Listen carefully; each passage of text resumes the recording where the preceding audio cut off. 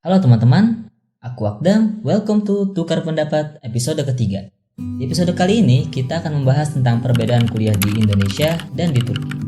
Setiap tahunnya, jumlah mahasiswa Indonesia yang ingin kuliah di luar negeri semakin banyak. Hal ini mengakibatkan gelombang perbedaan kursi mahasiswa di luar negeri semakin memanas. Dari berbagai negara yang ada, Turki adalah salah satu negara yang banjir peminat setiap tahunnya. Walau demikian, tak sedikit pertanyaan yang muncul dari para mahasiswa yang berminat kuliah di Turki tentang bagaimana cara dan sistem berkuliah di Turki. Mengetahui bagaimana perbedaan kuliah di Indonesia dan di Turki bisa menjadi pertimbangan dalam menentukan pilihan di mana teman-teman sebaiknya melanjutkan kuliah. So, langsung aja ke pembahasan tentang perbedaan kuliah di Indonesia dan Turki. Dimulai dari kalau di Indonesia, seperti yang sudah kita ketahui bersama, ada 3 jalur pendaftaran untuk masuk universitas. SBMPTN, SNMPTN, dan jalur mandiri. Sedangkan di Turki ada yang namanya YOS.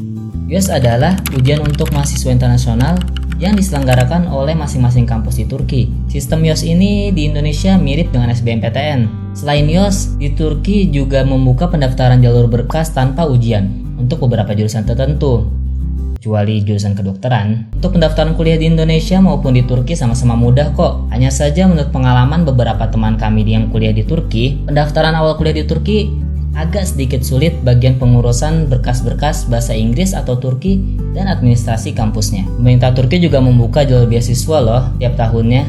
Ada beberapa beasiswa yang terkenal diantaranya YTB dan TDV. Kalau mau tanya-tanya tentang beasiswa YTB, boleh banget kok. Mumpung yang kelola channel ini juga penerima beasiswa YTB. Tapi bukan aku. Nah, selain jalur pendaftaran yang udah aku sebutkan tadi, kuliah ke Turki juga ada yang menggunakan jalur agen pendidikan.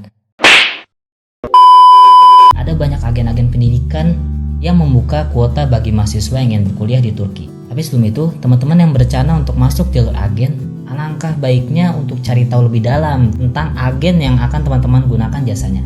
Hati-hati dengan agen yang tidak bertanggung jawab. Korbannya udah banyak loh. Karena kejahatan terjadi bukan hanya karena ada niat pelakunya, tetapi juga karena ada kesempatan. Waspadalah. Nah, pilihan terakhir teman-teman bisa coba jalur mandiri dengan menghubungi PPI wilayah di Turki atau tanya teman yang kuliah di Turki adalah pilihan yang lebih tepat. Selanjutnya tentang soal biaya kuliah di Indonesia sekarang menerapkan sistem uang kuliah tunggal atau UKT. Di sistem ini biaya kuliah disesuaikan dengan kondisi sosial dan ekonomi orang tua atau wali setiap mahasiswa. Sedangkan di Turki, biaya kuliah itu berbeda-beda tiap universitas dan jurusannya masing-masing. Tapi jika kita buat perbandingan biaya per semester, di Turki masih lebih murah kok daripada biaya UKT tingkat menengah di Indonesia. By the way, sekarang harga kentang di Turki kalau dikonversi ke rupiah cuma Rp2.000 loh per kilonya. Murah. Di Indonesia, masa orientasi atau yang biasa kita kenal dengan ospek adalah hal yang umum dan pasti dirasakan oleh setiap mahasiswa baru. Jika di masa orientasi, para mahasiswa baru dikumpulkan, memakai atribut, meneriaki yel-yel, dan melakukan hal-hal yang disuruh oleh senior, lain halnya dengan di Turki. Di Turki, masa orientasi adalah hal yang gaib, yang sulit kita temui. Positifnya, teman-teman gak akan dikerjain oleh para senior di kampus. Kalau minusnya gak ada ospek, menurut teman-teman gimana?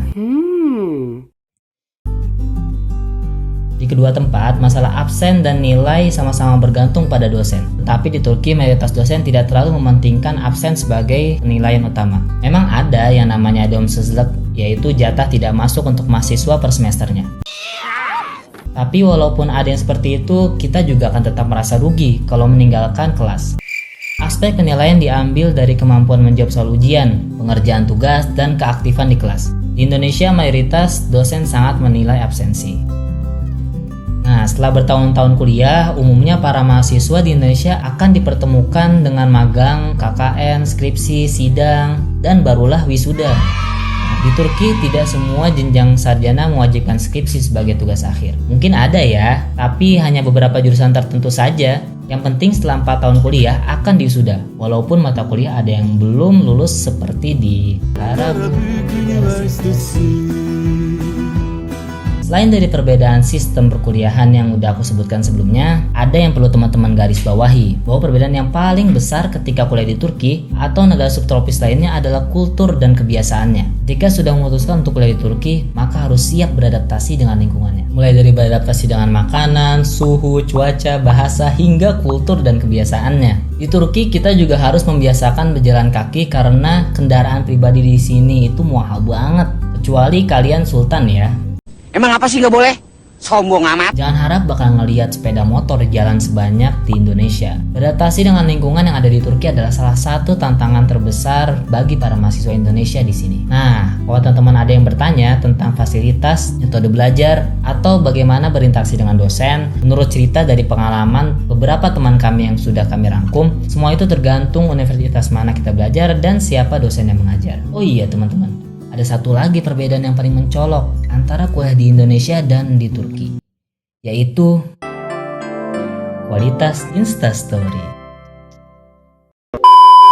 Hal ini menguntungkan banget bagi para kaum sosialita yang ingin pansos dengan update story bernuansa Asia Eropa khas Turki. Nah, itulah beberapa perbedaan kuliah di Indonesia dan Turki yang bisa jadi bahan pertimbangan teman-teman semua. Menurut pendapatku nih, kuliah di Indonesia ataupun kuliah di Turki pastinya ada kelebihan dan kekurangannya masing-masing. Teman-teman harus mikirin dengan sangat matang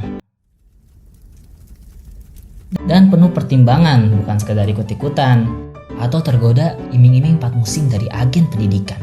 Apalagi cuma pengen pamer kualitas story luar negeri. Norak loh.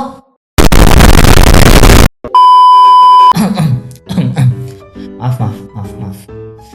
Sebagai permohonan maaf, teman-teman boleh nanya apa aja atau mau ngasih pendapat apapun tentang kuliah Turki kepada kami. Kami akan terima dengan lapang dada. Tamam. Terima kasih buat teman-teman yang udah menonton dan mendukung channel ini dengan subscribe dan like-nya. Dan mudah-mudahan video ini bisa bermanfaat. Kalau teman-teman punya kritik dan saran untuk channel ini, tulis aja di kolom komentar. Kami sangat mengapresiasi setiap pendapat teman-teman. Jaga kesehatan teman-teman dan sampai jumpa.